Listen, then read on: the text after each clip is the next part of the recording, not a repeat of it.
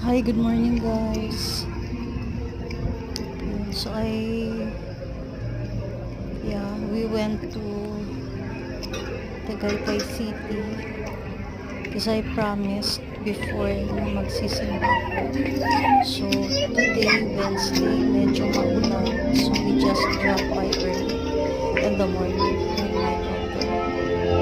Guys, so it's so happened. May kinabasal sa